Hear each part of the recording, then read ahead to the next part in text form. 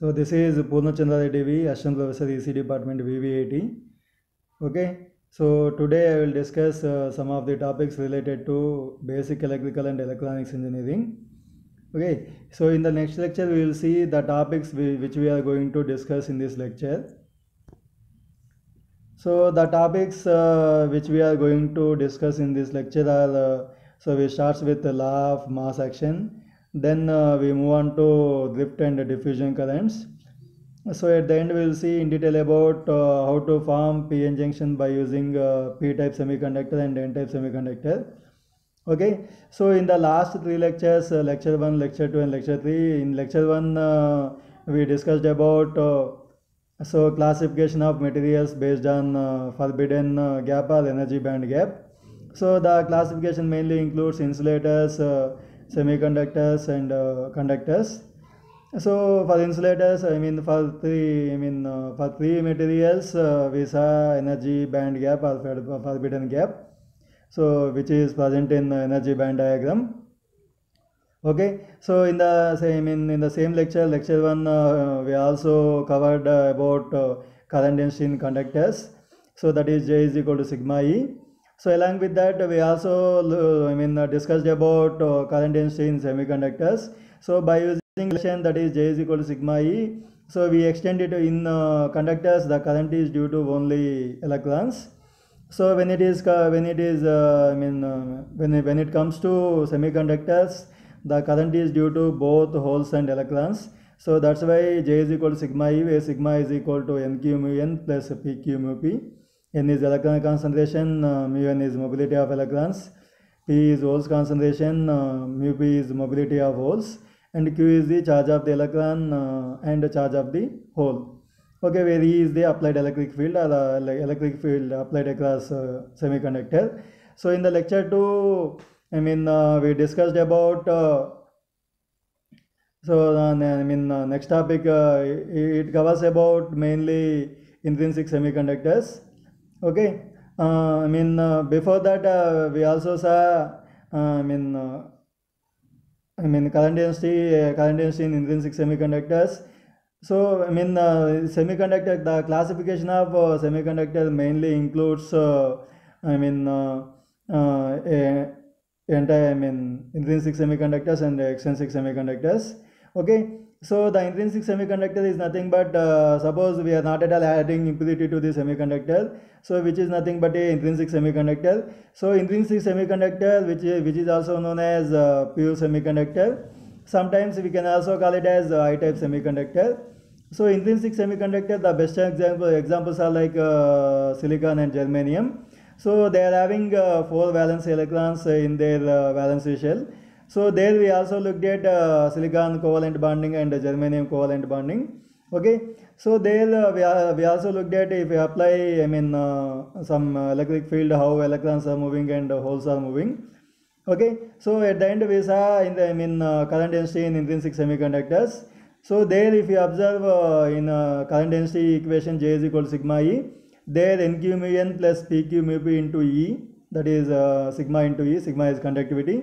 So there N is equal to P is equal to Ni for the intrinsic semiconductors. So if we in intrinsic semiconductors, you can at any temperature or at any instant, the number of electrons is equal to the number of holes, that is N is equal to P is equal to Ni. Okay, in the next lecture, video 3, that is lecture 3, so we covered about another classification of semiconductors, that is extrinsic semiconductors. So suppose we are adding some impurity to the intrinsic semiconductor, then it becomes extrinsic semiconductor. Okay, so the based on type of impurity added to the intrinsic semiconductor, the extrinsic semiconductors are divided into 2 types. That is, if the added impurity is pentavalent impurity, then it is n-type semiconductor. If the added impurity is trivalent impurity, then it is a p-type semiconductor. So the pentavalent impurity consists of 5 electrons in its valency shell. Okay, so the 4 electrons they are in covalent bonding with the 4 electrons in silicon or germanium atom. Okay, so the other electron which is not participating in covalent bonding, it is known as free electron. Okay, the small amount of pentavalent impurity, I mean, which contributes millions of free electrons. So these free electrons, I mean, are responsible for the conductivity in n-type semiconductors. So if we there you can observe one more point, like extrinsic semiconductors are having better conductivity than intrinsic semiconductors. Okay, so I mean, intrinsic semiconductors, they are having only, I mean, the electrons, if you apply some temperature, the electrons present in valency band, they move to covalent band. But compared to intrinsic semiconductors, extrinsic semiconductors, they are having, I mean, more charge carriers. So that's why the conductivity is more for the extrinsic semiconductors. And moreover, the extrinsic semiconductors are preferable for manufacturing the electronic components like transistor, diode, etc. Okay. So now in this lecture we will cover about law of mass action for both intrinsic and extrinsic semiconductors. Okay. So the law of mass action states that product of number of electrons in the conduction band and number of holes in the valency band at a fixed temperature is independent of amount of I mean, donor or acceptor impurity added to it. Okay, so now, I mean, if you consider intrinsic semiconductor, N is equal to P is equal to Ni, that is Np is equal to Ni square, that is constant. So at a fixed temperature, the the electron concentration and holes concentration is independent of amount of donor and acceptor impurity added. So where Ni is the intrinsic carrier concentration, N is the number of electrons in conduction band, and P is the number of holes present in valency band. So now we will see law of mass action for the extrinsic semiconductors. So for extrinsic semiconductors, the law of mass action states that the product of majority carriers and minority carriers, okay, I mean, is constant at fixed temperature and is independent of amount of donor or acceptor impurity added. So for intrinsic semiconductor, the electron concentration is and the holes concentration is constant. Here the majority charge carriers and minority charge carriers is constant at fixed temperature and is independent of the amount of donor and acceptor impurity added to it.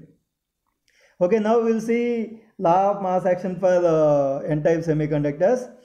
If it is n-type semiconductor, the majority charge carriers are electrons, the minority charge carriers are holes. So if you see Nn, that is nothing but number of electrons in n-type semiconductor. Pn is nothing but number of holes in n-type semiconductor. So if you multiply these two, that will be equal to Ni square, that is intrinsic carrier concentration, that is equal to constant. So the electrons are the I told you already, the electrons are the majority charge carriers and holes are the minority charge carriers in n-type semiconductor.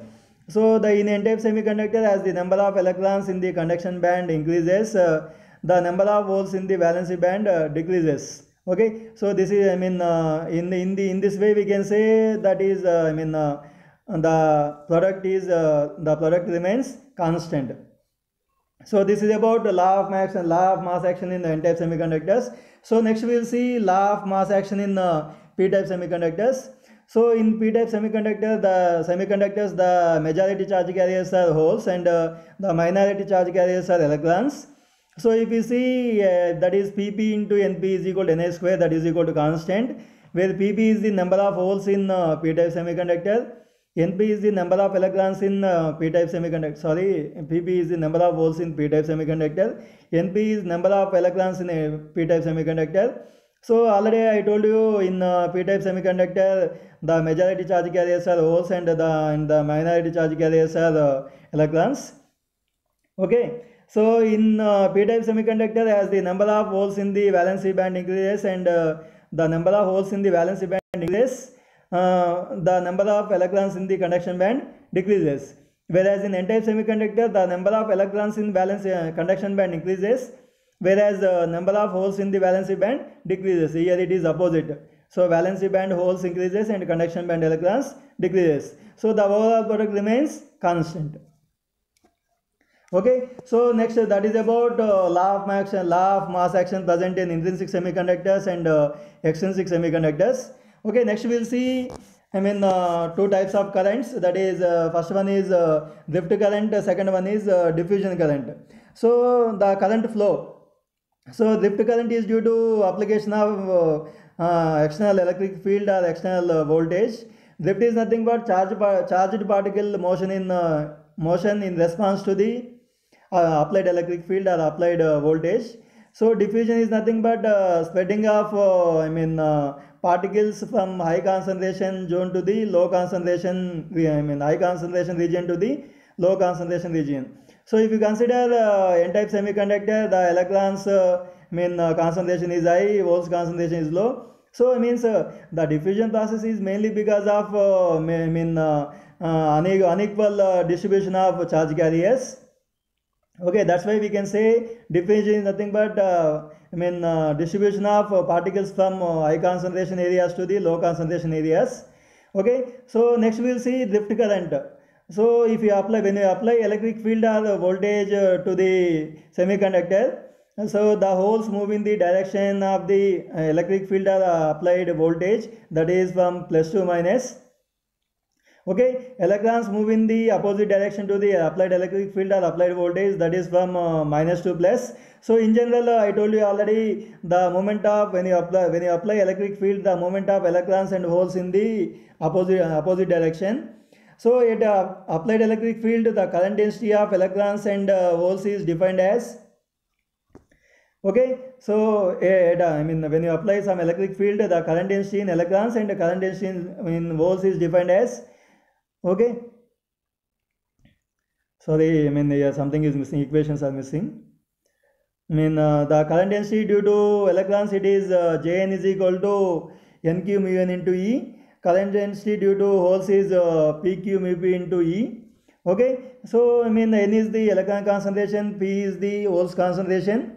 That is mu n is the mobility of electrons and mu p is the mobility of holes, where the capital E is the applied electric field and q is the charge of the electron and the charge of the hole. Okay, next we will see, the equations are missing, I am sorry. So we will continue with this diffusion and drift current in the next part of the lecture. Thank you.